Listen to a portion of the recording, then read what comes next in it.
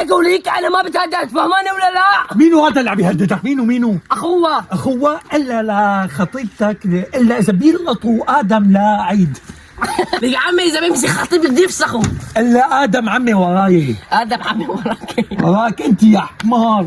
عيد 3 2 اكشن. خنقت بالدخان. استنى عيد. متمتين